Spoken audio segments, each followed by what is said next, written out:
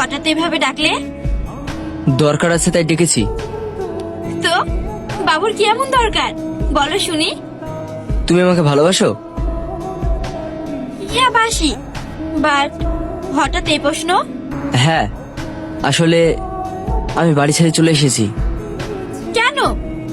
সে আমি বলতে চাই না, তবে তুমি আমার সঙ্গে যাবে কিনা তাই বলো।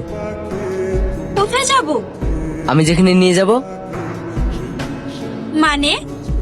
মানেটা খুব সহজ, তুমি আমাকে ভালোবাসো, তাই আমি যেখানে নিয়ে যাব তোমাকে যেতে হবে। দেখো, মাথা ঠান্ডা করো।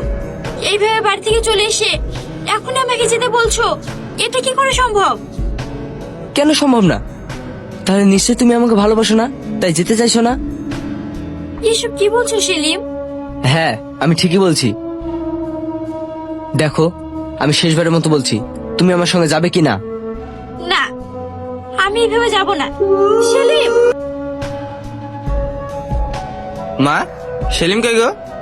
কেন, কি হয়েছে? হে দেখো, ওর জন্য একটা জামা কিনে এনেছি। কেমন হয়েছে দেখো তো। যার জন্য এনেছিস সেই তো নেই। নেই মানে? কি বলছো তুমি? ঠিকই বলছি, তোর আব্বু একটু বকেছে, তাই সেই সকালে রাগ করে বেরিয়েছে, এখনো বাড়ি ফিরেনি। বলেন দাদা, কি খাবেন? ডাল ভাত। শুধু ডাল ভাত? হ্যাঁ। আচ্ছা ঠিক আছে।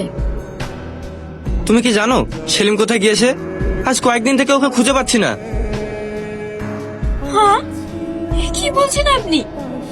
কিছুদিন আগে ও আমার সঙ্গে রাগারাগি করে জেদ দেখিয়ে চলে গিয়েছে। ও আর কোনো যোগাযোগ রাখেনি, আর আমিও চেষ্টা করে যোগাযোগ করতে পারিনি। কোথায় যে গেল? ভাই, আমি সেলিমকে খুব ভালোবাসি, ওকে ছাড়া আমি বাঁচবো না। আরে না না, চিন্তা করো না। তুমি যেমন সেলিমকে ভালোবাসো, তেমন ও আমার আদরের ছোট ভাই। ওর কোনো ক্ষতি হতে দেব না।